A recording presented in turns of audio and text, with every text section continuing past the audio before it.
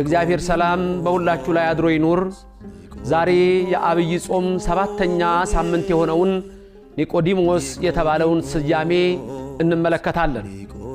በቤተ ክርስቲያናችን በዚህ በሰባተኛው ሰንበት ላይ ኒቆዲሞስ ተብሎ ከዮሐንስ ወንጌል ምዕራፍ 3 ላይ የሚነበበው የወንጌል ቃል እንዲህ ይላል።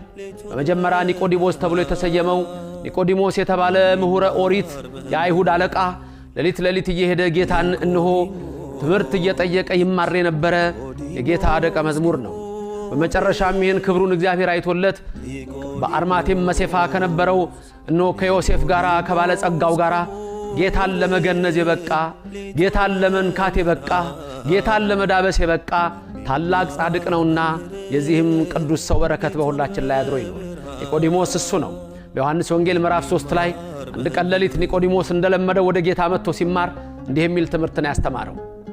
ከሥጋ የተወለደ ሥጋ ነው፣ ከመንፈስ የተወለደ መንፈስ ነው። ይሄን ትምህርት ነበር ኒቆዲሞስ የተማረው። ይሄም ሚስጥሩ እንዲህ ነው። ከሥጋ የተወለደ ሥጋ ነው፣ ከመንፈስ የተወለደ ግን መንፈስ ነው። ኒቆዲሞስ አታድንቅ፣ አንተም እንደምታስበው ሰው ወደ እናቱ ማህፀን ዳግመኛ ገብቶ አይወለድም።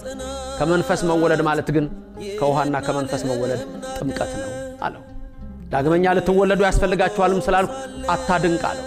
ስለዚህ ክርስቲያኖች ከዚህ ትምህርት የምንረዳው የሰው ልጅ ሁለት ልደት አለው። በመጀመሪያ አምላካችን ሁለት ልደት እንዳለው ኢየሱስ ክርስቶስ፣ እኛም ሁለት ልደት ብቻ ነው ያለው። ኢየሱስ ክርስቶስ ሁለት ልደት ብቻ ነው ያለው። 3 የለውም፣ 1 የለውም፣ 4 የለውም። ሁለት ልደት ብቻ ነው ያለው። አንደኛ ጥንት ዘመን የማይቆጠርለት ቅድመ ዓለም ከአብ የተወለደው መወለድ ወልድ ከአብ የተወለደው መወለድ ነው። እንዲህ ማለት ግን አብ አባት በመሆኑ ልጁን ወልድን አይበልጠውም። ወልድም ልጅ በመሆኑ ከአብ ከአባቱ አያንስም። መቀዳደምም የለም። አብ ወልድ መንፈስ ቅዱስ መቀዳደም የለም። አንዱ ካንዱ አይበልጥም። አብርሃም ይስሐቅን በፍጥረት እንደሚያዘው በታላቅነት ይስሐቅ ያዕቆብ እንደሚያዘው በአብ በወልድ በመንፈስ ቅዱስ ዘንድ እንደሱ የለም። አብ ወልድ መንፈስ ቅዱስ ሰለስቱ ስም አሃዱ እግዚአብሔር፣ አንድ እግዚአብሔር አንድ አምላክ ነው። ግን ቅድመ ዓለም ያለ እናት ከአብ የተወለደው አንዱ ልደት ሲሆን የኢየሱስ ክርስቶስ ሁለተኛው ልደቱ ደግሞ ድህረ ዓለም እዚህ ምድር ላይ መጥቶ ከመቤታችን ከቅድስት ድንግል ማርያም የተወለደው መወለድ ነው። እሱም ያለ አባት ያለ ሕማም ነው። ያ ያለ አባት ያለ ድካም ነው። ከድንግል ሲወለድ ደግሞ ያለ ሕማም እንሆ ያለ አባት ነው። እሷን ሴቶች የሚሰማቸው ሳይሰማት፣ እሱን ሕፃናት የሚሰማቸው ሳይሰማው፣ አዎ በማይመረመር ምስጢር ተወለደ። ሁለት ልደት እሱ ነው። እኔና እናንተም ሁለት ልደት አለን። እዚሁ ወንጌል ላይ ለኒቆዲሞስ ምን ይለዋል? የምድሩን ካላመናችሁ የሰማዩን ብነግራችሁ እንዴት ታምናላችሁ? በምድር ከድንግል ማርያም መወለዴን ካላመናችሁ ከሰማይ ከአብ ዘንድ እወለዳለሁ ብላችሁ ሚስጥረ ሥላሴስ እንዴት ይገባችኋል? ይላል። ስለዚህ ሁለት ልደት አለው። አንድ ቅድመ ዓለም፣ ኋላም ድህረ ዓለም። ቅድመ ዓለም ያለ እናት ያለ ድካም፣ ድህረ ዓለም ያለ አባት ያለ ሕማም። ሌላው እኔና እናንተ ሁለት ልደት አለን። ኒቆዲሞስ በተባለው በዚህ ሰባተኛ ሳምንት ላይ የምናየው ልደታችንን ነው። ከሥጋ የተወለደ ምንድነው? ሥጋ ነው። ከመንፈስ የተወለደ ምንድነው?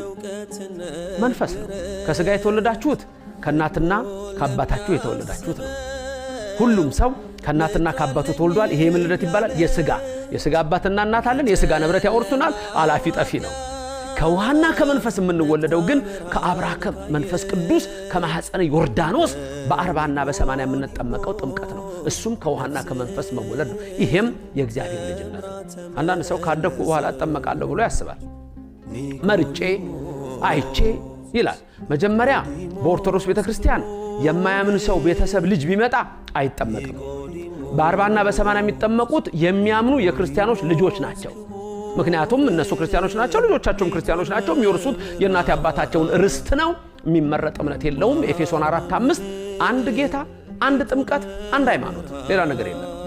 ስለዚህ የክርስቲያን ልጅ የሆኑ ግን ይጠመቃሉ።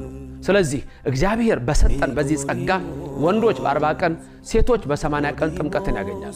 በ40 ቀን ለምን እንደምንጠመቀው በ80 ቀን ለምን እንደምንጠመቀው እግዚአብሔር አዳምና ሔዋንን ኤልዳ በተባለ ምድር ፈጠራቸው። አዳምን በ40 ቀን ገነት ከተተው፣ ሔዋንን በ80 ቀን ገነት ከተታት። እኛም ወደ እግዚአብሔር መንግስት የምታገባ ጥምቀትን በ40 እና በ80 ቀናችን በተወለድን እናገኛለን። ከስጋ የተወለደ ስጋ ነው፣ ከመንፈስ የተወለደ ግን መንፈስ ነው ወገኖቼ። ስለዚህ ይህ በኦርቶዶክስ ቤተክርስቲያናችን የሳምንት ኒቆዲሞስ ብለን ስንጠራ ሁለቱን ልደታችንን እንመለከታለን። የጌታንም ሁለቱን ልደቶች እናስባለን። ይህ ክብራችን ነው፣ ይህ ሃይማኖታችን ነው፣ ይህ የተሰጠን ታላቅ ጸጋ ነው። ሌላው ግን ስጋዊ ሁሉ ከፉ፣ ስጋዊ ሁሉ ከንቱ፣ ስጋዊ ሁሉ አላፊ ነው። ስለዚህ የዚች ምድር ህይወት እጅግ አጭር መሆኗን ተገንዘቡ። ብዙ ሰው ለዚች አጭር እድሜው ሲሰርቅ፣ ሲያመነዝር፣ ሲዘሙት፣ ሲሰክር፣ ሲቅም፣ ሲያጨስ ይኖራል። እግዚአብሔር ልባችሁን ይቀድስ፣ ከክፉ ሐሳብም ያውጣችሁ። አንዳንዴ ያስቸግራችሁ ይሆናል ከዛ ለመላቀቅ፣ ግን እግዚአብሔር ይችላል። እግዚአብሔር ሁሉን ያደርጋል። ጸንታችሁ ከቆማችሁ እግዚአብሔር ይቀድሳል። መቅደስ ነሻ። ስለዚህ እግዚአብሔር በውስጣችን ያድራል። ስለዚህ በውስጣችን እንዲያደርግን የሥጋን አስተሳሰብ አረቀ። ሮሜ 12 ቁጥር 1 ወንድሞቼ እህቶቼ ይህን ዓለም አትምሰሉ፣ በልባችሁ መታደስ ተለወጡ ይላል። በልብ መታደስ፣ የልብ መቀደስ፣ ይህንን ነው እግዚአብሔር የሚሻው። ስለዚህ ከሥጋ የተወለደ ሥጋ ነው፣ ከንቱ ነው የሚሆነው የሥጋው ነገር። በመንፈስ መወለድ ግን የእግዚአብሔርን ኃይል ወርሰን መንፈስ ቅዱስ አምላካችን እግዚአብሔር እኛን በክብር ቀድሶን በቀኙ እንድንቆም የሚያበቃን ነው። 7ኛው ሳምንት ኒቆዲሞስ ይህን የሚያሳይ ነው። ባላችሁበት ሁሉ እግዚአብሔር በልባችሁ ይንገስ፣ ካለባችሁ መከራና ስቃይ ሁሉ ያድናችሁ፣ ከክፉም ማሰራር ይሰውራችሁ። አዎ ከሥጋ የተወለደ ሥጋ ነው፣ ከመንፈስ የተወለደ መንፈስ ነው። ጌታ ሆይ ሁላችንንም ልጆችህ ነንና ከክፉ ነገር ሰውረህ ዳግም ስትመጣ በቀኝ አቁመን። አሜን።